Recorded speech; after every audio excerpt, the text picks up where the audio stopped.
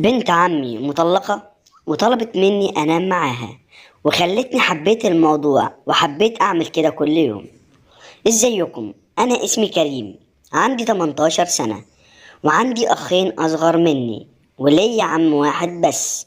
عمي اسمه صابر، وعمي صابر ده كفيف ومعاه بنتين، شيماء وداليا.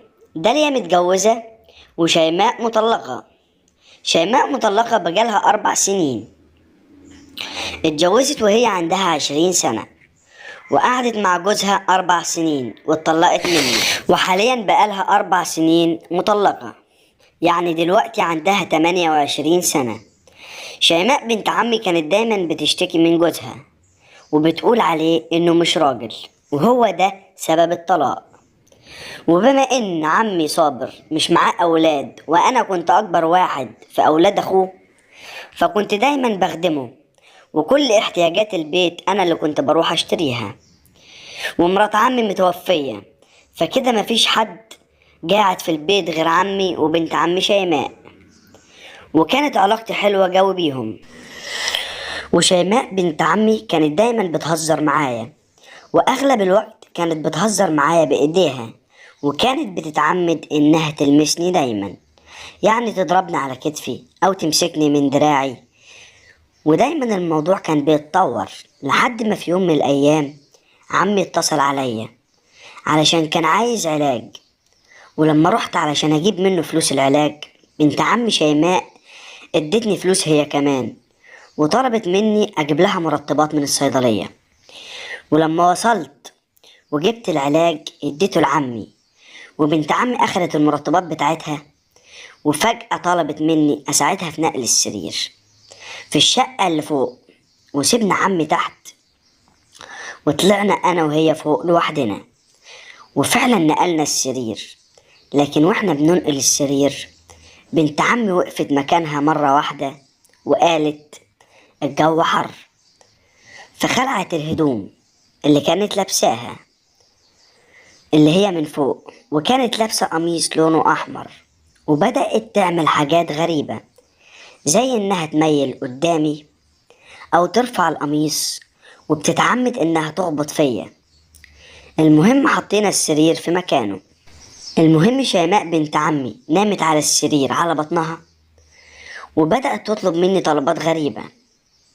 طلبت مني أريح جنبها، وفجأة قالت لي أنا تعبانة يا كريم ومحتاجاك تريحني. قلت لها إزاي؟ قالت لي تعمل زي أي 2 متجوزين. وأنا بصراحة ما جربتش أعمل حاجة زي كده، يعني أول مرة أتحط في الموقف ده، بس بصراحة كنت بتفرج على أفلام إباحية فكان عندي خبرة بسيطة. المهم بدأت تحط إيديها على بتاعي، وأنا قلت لها أنا ما عملتش كده قبل كده. قالت لي مالكش دعوة يا كريم، نام على ظهرك وسيب لي نفسك. وبصراحة هو ده اللي حصل. بدأت تخلعني البنطلون وتمسك بتاعي وبتحطه في بقها، وتبقى قربت تبلعه كأنها محرومة أو جعانة، لدرجة إنها كانت هتجرحني فيه.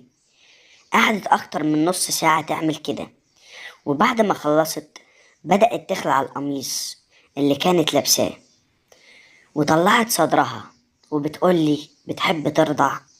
قلت لها أجرب. راحت حاطة صدرها في بقي، وقعدت على بتاعي ودخلته فيها. وأنا بصراحة كنت أول مرة أجرب الإحساس ده، والعلاقة دامت أكتر من ساعة، وأنا كنت مبسوط وهي كانت مبسوطة، وكمان كنا بنعمل أوضاع كتير زي اللي كنت بشوفها في الأفلام الإباحية. المهم حبينا الموضوع جدا، بس كان في عقبة وحيدة قدامنا، إن هي مش معاها أي وسيلة لتوقيف الحمل. بس تاني يوم لما طلبت منها نعمل علاقة، قالت لي لازم نركب وسيلة الأول علشان ما يحصلش حمل. وفعلا رحنا ركبنا وسيلة، أنا اللي دفعت تمنها. المهم الدكتورة قالت لها ممنوع العلاقة لمدة 24 ساعة، وأنا بصراحة ما كنتش قادر أستنى لأني حبيت الموضوع جدا، فطلبت منها إننا لازم نعمل علاقة. قالت لي تعالى نجرب نعمل من ورا. وأنا بصراحة لما حبيت الموضوع كان عندي فضول أجرب كل حاجة. المهم طلبت مني أروح الصيدلية، وجبت فازلين زي ما هي قالت لي، ورجعت لقيتها محضرة نفسها ومستنياني. المهم جربت أدخل مرة من غير فازلين، بدأت تصرخ وما تحملتش، لكن بعد ما حطيت الفازلين دخل بسرعة، ودامت العلاقة لأكتر من نص ساعة، وجربنا أوضاع كتير جدا، وكل يوم كنا بنعمل حاجة جديدة، لدرجة إننا حبينا الموضوع، ومن كتر حبنا ليه أدمناه، وما كناش بنقدر نعدي ولا يوم إلا لما نعمل علاقة مع بعض أو أروح عندها، لدرجة إني كنت ممكن أروح أعمل علاقة مرتين في اليوم، لحد ما جه وقت وقالت لي كفاية يا كريم، حرام عليك تعبتني. قلت لها مش قادر. قالت لي خلاص، ظبط كل يوم مرة واحدة بس. وفضلنا مبسوطين مع بعض أكتر من سنة، وبنت عمي دلوقتي متقدم لها عريس، وعم عايز هتوافق وهي رافضة. بتقولي تعالى انت يا كريم اتجوزني. قلت لها انا عندي 18 سنة يا بنت عمي، وانتي عندك 28 سنة، يعني الفرق بيننا 10 سنين، وانا كمان اهلي مش هيوافقوا. فهي زعلانة جدا مني وانا غصب عني. المهم اتأسفت لها وقلت لها هنعمل محاولة، تعالي نعمل علاقة دلوقتي وبعدين هرجع اتكلم مع بابا في الموضوع ده. المهم عملنا العلاقة ورجعت اتكلمت مع بابا، يفكرني بضحك او بهزر. قال لي اقعد يا ابني، بطل عبط، دي بنت عمك اكبر منك ب10 سنين. المهم لما رجعت اتكلمت معاها زعلت جدا، وقالت لي خلاص انا هتجوز، وانا بصراحة مش عايزها تتجوز لان حبيتها جدا ومش هقدر اعيش من غيرها. ونفس الكلام ده هي كمان كانت بتقولهولي. وفعلا جه العريس ووافقت عليه، وقعدت اكتر من 4 شهور مخطوبة لي، وانا علاقتي بيها اتقطعت تماما. وفجأة عمي كان بيتكلم مع بابا وبيقول له البت فسخت الخطوبة وبتقول انها مش عايزاه. معرفش ايه اللي حصل في دماغها. وبعديها بيومين لقيت شيماء بتتصل عليا وبتقول لي محتاجاك تيجي دلوقتي حالا. ولما رحت لقيتها على السرير وبتقول لي وحشتني جدا جدا جدا جدا، وطلبت مني طلب غريب.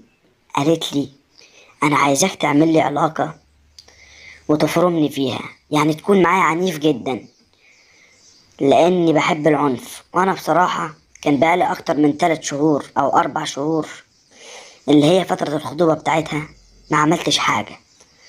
فبصراحة كنت مشتاق اني اعمل علاقة.